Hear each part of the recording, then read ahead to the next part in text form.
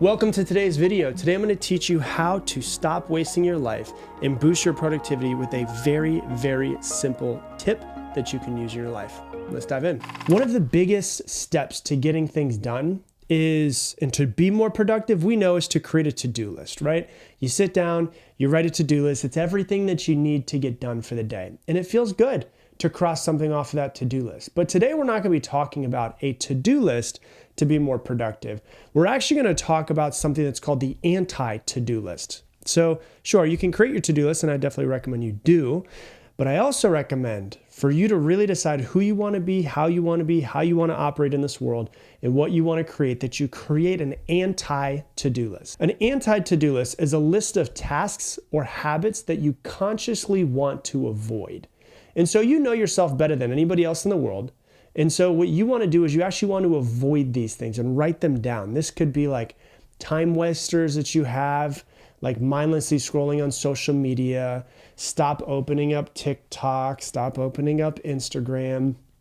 It could be things like hitting the snooze button. The idea is to eliminate these actions that drain energy, that waste your time, or get you further away from where you want to be in your life. So the same way that you say, okay, I need to wake up and I need to be productive, I need to do X, Y, and Z. Well, it's also like I need to not do A, B, and C.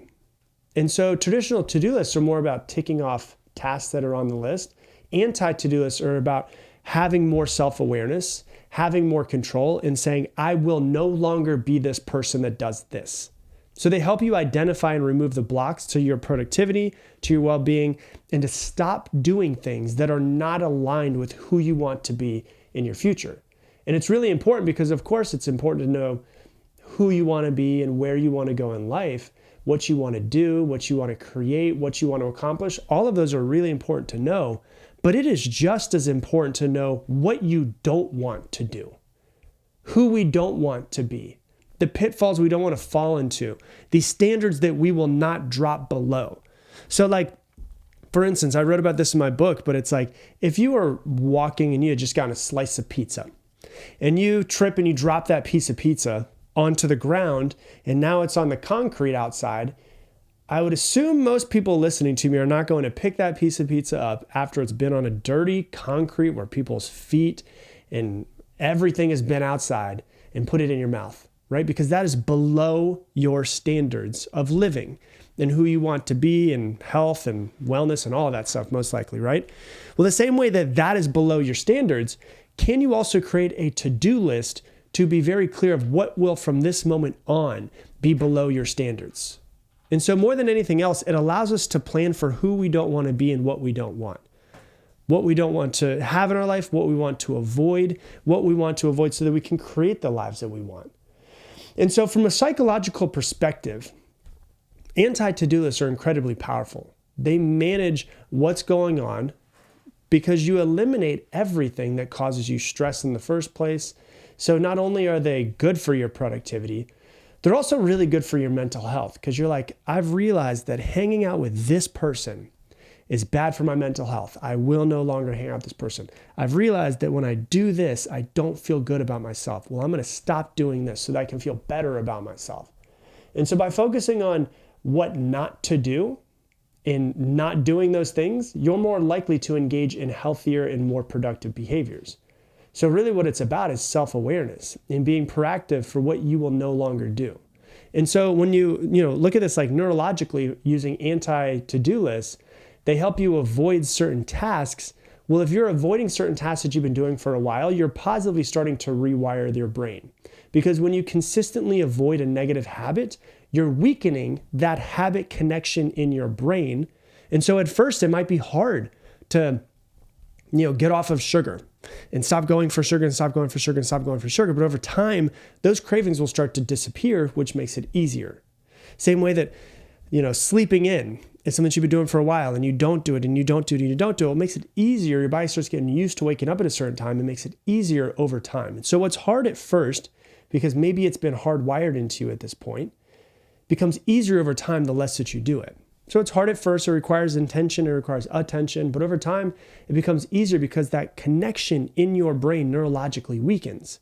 You're basically training your brain to form new and healthier habits. And so neurologists have, what they call this is intentional avoidance. And so intentional avoidance can lead to long-term positive brain functioning. And so by regularly using these anti-to-do lists and you're intentionally avoiding things, you're essentially rewiring your brain for improved focus, improved productivity, so that you start becoming the person you need to be to create the life that you want.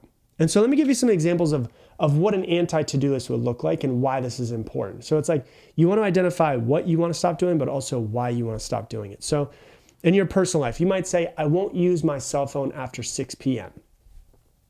Perfect. Why? So that I can spend more time with my children, because I want to be a present parent, and that is way more important to me than being on my phone and seeing what other people are eating throughout the day on Instagram.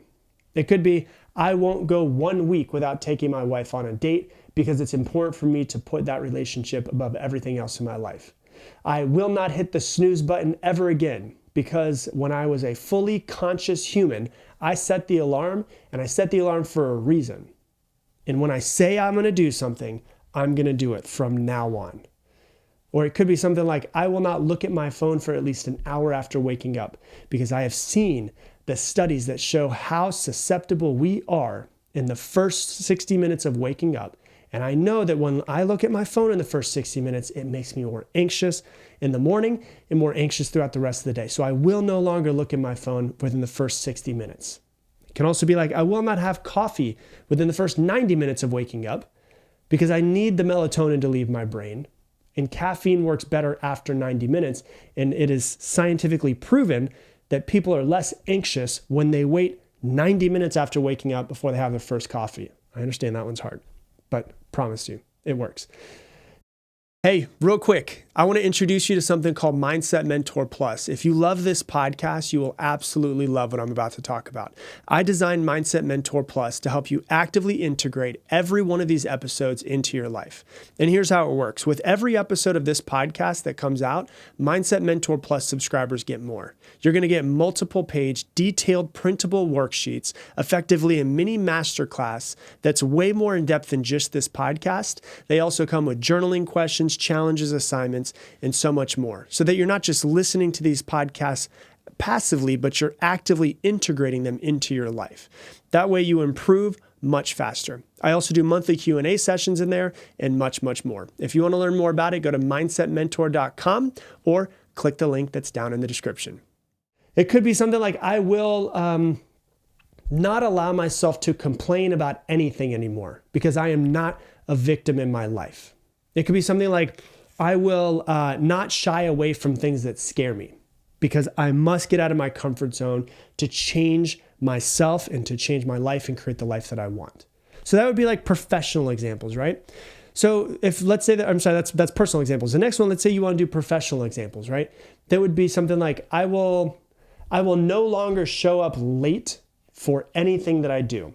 Work, meetings, any of that. And the reason why is because I know I'm not really good at time management. That's holding me back. So if I will not be late ever again, it forces me to get better at time management. I want to show other people that I can be counted on. And that's why this is important to me. I will not, when I create a to-do list, I will not cross off the easy items first. When I look at the 80-20 rule, I will spend most of my time on the 20% that brings most of the results in business. So I'm not going to go for the easy things in business. I'm going to go for the hard things in business, knowing that they're probably going to bring in more revenue in my business, more results, more positive actions in my business. I will no longer say yes to anything that my boss tells me because I've been a people pleaser my entire life and I don't want to be a people pleaser anymore. I'm going to set healthy boundaries. I will not create meetings unless there is a clear and defined reason to do so. I will not go one day without checking in on each person on my team, and I will not go one day without doing at least one one-on-one meeting with someone that's on my team. I will not check my email more than twice per day. I'm going to check it at 9 a.m. when I first get into the office. I'm going to check it at 4:30 p.m., and then I'll be done with it. I will not bring work home with me anymore. So it's all of these little teeny tiny things that really set you up to who you want to be. And by by making a to-do list and planning out your life, you're planning out who you want to be, right? When you also plan out who you don't want to be, what you don't want to do, you're still, in a way, planning out who you want to be. Because if you're the type of person who is not going to show up late anymore to meetings, well then if you're the type of person that's not going to show up late to meetings more, well that means that you are the type of person who is going to be punctual, who can be counted on, who says when they're going to do something, they do it. When they say they're going to do it, they're going to do it, which means that people can trust you to follow through. And so these things are really important to start to think about. What does your anti-to-do list involve? Think about it for a second. Like, what are things that you're like, you know what? I've been doing this and I've been saying I want to stop doing it, but like, I'm going to put my foot in the ground and I'm going to say no more. I'm drawing a line in the sand and I'm saying, I will never do this thing again. I will never call this person again. I will never hang out with them because they've been toxic to me my entire life. And every time I'm around them, I feel like shit. And they've only been toxic to me my entire life and they make me feel worse about myself. Okay, draw a line in the sand. And so it's about making a decision for what you will no longer do, and in turn, what you will do from now on. And when you look at, you've heard me say this before in the podcast, but when you look at the root word for decision, it comes from the root word of decadere, which means to cut off, which means that there are no other options. I am not going to be this person more. The same way that you're not going to pick up a piece of pizza that fell on the ground and start eating it after it landed in a parking lot, you're not going to be the type of person that shows up late to anything anymore. You're not going to be the type of person that goes home and is on their phone instead of spending time with your children. You're not going to be the type of person who misses dinner anymore. Whatever it is, you decide who you don't want to be to help you be who you want to be. And so how do we do it? Well, creating an effective anti-to-do list really, more than anything else, involves you being vulnerable and honest with yourself. Like, be very vulnerable, very honest, and start to think about who you want to be and who you don't want to be for the rest of your life. And you start by asking yourself just 3 simple questions, okay? What are my typical time-wasting habits? And you write down all of your time-wasting habits. What are my typical habits that I do when I'm wasting time? Because we want to be more productive, right? This is something that I do that wastes time. This is getting in the way of my productivity. Next question is, what are negative behaviors that I want to get rid of? What are your negative behaviors? The things that you do day in, day out. Maybe you've been doing it, it's just a habit. You've been doing it for 15 years. So what are your negative behaviors that you want to get rid of? And the last question is, how am I holding myself back? What are some of the things that I do that hold me back? Who do I want to be? Who do I not want to be? And you start answering these questions, you start coming up with your anti-to-do list. And it's very, very crucial to make sure that you're specific. And so a lot of times, because people are not used to going deep with themselves, they tend to think that they answer a question, but the question is very vague or surface level. So instead of being vague and surface level, like, I don't want to waste time. Well, no shit, nobody wants to waste time. But wasting time for you can look like something different than wasting time for someone else. And so instead of saying something like, I don't want to waste time, write something like, I will stop watching TV for more than an hour every single day. Because you might watch too much TV. Someone else wasting time might be spending too much time on social media. Other people might be scrolling and shopping online for 4 hours a day. So the key is to be very clear and very specific for what you want to stop doing, but also, as I said, why you want to stop doing it. And so the challenge that you're going to come up across is the temptation to slip back into old habits.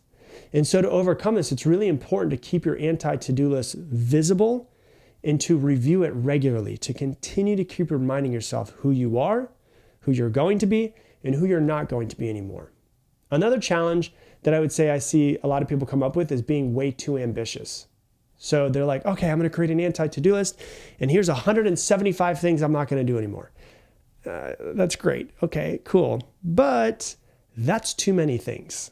So just start with a few items. Like, if you write down 175 things, what are the 3 biggest things that if you stop doing these 3 big things, your life would be exponentially better? Start with those 3 things. Start with a few items, and then gradually, once you start to feel like, okay, I'm getting better at X, Y, and Z, well, then now I need to go and start doing other stuff as well. Because when you have a massive list of things that you're going to stop doing, you're going to forget them. And you're going to start doing them again. And then A year down the road, you're going to go, oh my God, remember when I sat down, I made the anti-to-do list? What the hell happened? I'm not doing any of those things. Well, because it was paralysis by analysis. You gave yourself too many things to do. And so the anti-to-do lists are really unique because all the time we sit down and we make, what's our plan for life? What do we want? Let's visualize it. Let's make a to-do list. But when we decide like who we don't want to be, what we don't want to do, it's also as effective. And it helps you with your productivity. It helps you with your well-being. And by focusing on what you don't want to do, you make a clear path for becoming the person that you want to do, that you want to become, that creates the life they want, that takes the impactful actions. And so if you're a student, do this. If you're a professional, do this. If you're a parent, do this. This is for anyone that's looking to improve their daily life. And so it can be a really powerful tool for your self-development. And so try it out. Give yourself 15 minutes. If you're at home right now and you got your journal in front of you, turn me off, sit in silence for 15 minutes and just write down everything that you don't want to do, everything that you don't want to be anymore, and then start creating a plan around it. So that's what I got for you for today's episode. If you love this episode, please share it on your Instagram stories. Tag me in it, Rob Dial Jr., ROBDIALJR. The only way this podcast grows is from you guys sharing it. And so the best way to give back and to say thanks is just to share it, if you would, so that we can impact more people's lives. We can change more lives around the world. Also, if you love this podcast and you want more from me and the Mindset Mentor, check out Mindset Mentor Plus. It is at mindsetmentor.com. There's a video that explains everything, but it's basically this podcast, but on steroids. There's worksheets, there's Q&A sessions, there's assignments, there's journaling questions, there's all kinds of different things to help you learn and grow and improve yourself. All of that, once again, is at mindsetmentor.com. And with that, I'm going to leave you the same way I leave you every single episode. Make it your mission to make somebody else's day better.